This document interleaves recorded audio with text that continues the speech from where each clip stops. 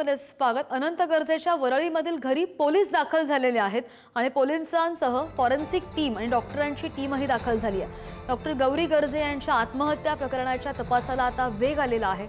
Forensic टीमकडून घराची सुद्धा तपासणी होती आहे।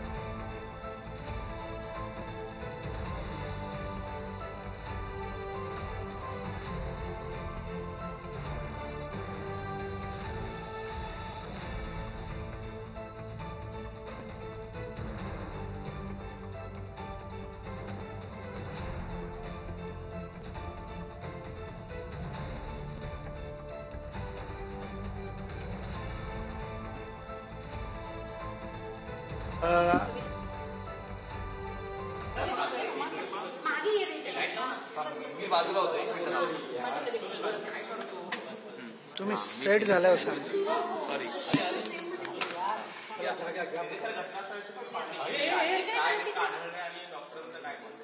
हां, सध्या आमच्या टीमने नायर हॉस्पिटलच्या काल आम्ही पॅनल करून PM केलं, लाईव्ह कॅमेरा रेकॉर्डिंगमध्ये केलं आणि काल प्रोव्हिजनल कॉज ऑफ डेथ आम्ही त्यांना दिलेलं आहे आणि त्यानंतर मयत महिलेचे आम्ही सॅम्पल्स सर्व प्रिझर्व करून लॅबला पाठवलेले आहेत। हा एक भाग झाला।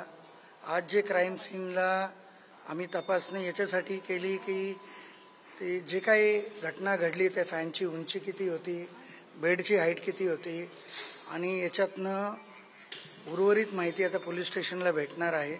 त्यानंतर आम्ही आमचा क्राईम सीन रिपोर्ट बनवू की पॉसिबिलिटी किती आहे कोणत्या गोष्टीची, जे काय आरोप झालेले त्या बाबतीत। त्यामुळं आत्ता तर ही प्राथमिक क्राईम सीन झालेली आहे। त्याच्यात जे मेजरमेंट जे आमच्या दृष्टीने फॉरेन्सिकच्या जे फोटोग्राफी आम्हाला हवी आम्ही आमची केलेली आहे। आत्ता त्यातली उर्वरित माहिती पोलीस स्टेशनला जाऊ आयोशी आम्ही चर्चा करणार आहे आणि विदिन 1 or 2 days आम्ही 48 hours आमचा क्राईम सीन रिपोर्ट आयोना सबमिट करणार आहे। काल जे कॉज ऑफ डेथ आम्ही दिलं गेलेलं आहे, दाखवलेलं नाही आहे की opinion reserved evidence of ligature compression of neck दिलेलं आहे। याचं सॅम्पल्स वगैरे आम्हाला पत्र पोलिसांकडनं दिलं गेलं होतं की त्यांना या गोष्टी रूल आउट करण्यासाठी सगळे सॅम्पल ठेवण्यात यावे। त्या अनुषंगाने आणि त्यावरही जे आम्हाला गरज वाटली तेही आम्ही ॲड करून आमच्याकडनं जे सायंटिफिकली गरज आहे ते सगळे सॅम्पल आम्ही लॅबला पाठवलेले आहेत आणि त्याबरोबर आम्ही हिस्टोपॅथसाठी पण जे आम्ही मायक्रोस्कोप खाली पॅथॉलॉजी डिपार्टमेंट बघतं ते पण आम्ही रूल आउट करणार आहे की अजून काय याच्या व्यतिरिक्त पॉइझनिंग सोडूनही अजून काय निघण्याची शक्यता आहे का, जी माहिती पोलिसांनाही नसेल किंवा त्यांनी दिली नसेल।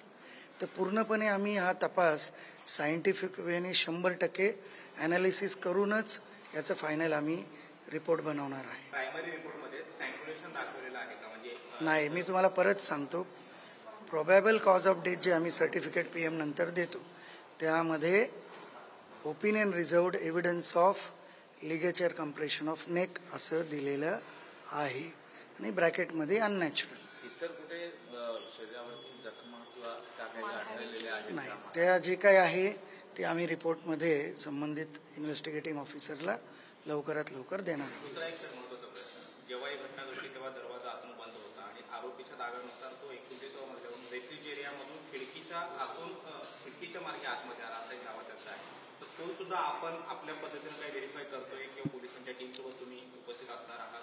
नक्कीच, त्यासाठी मी पहिले सांगितलं की आता पोलीस स्टेशनला चाललो आहे आम्ही आणि तिथं जी काही उर्वरित माहिती आहे आता फक्त आम्ही सीन एक्झामिन केलं आहे। बाकी जे कोलॅटरल माहिती यांना भेटलेली ते आता पोलीस स्टेशनला जाऊन चर्चा करू आणि ते त्या रिपोर्टमध्ये आम्ही त्या माहिती अनुसार टाकून फायनल रिपोर्ट करू।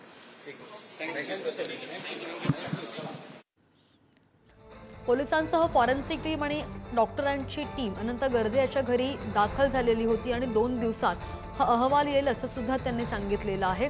आता या अहवालाची रिपोर्टची प्रतीक्षा।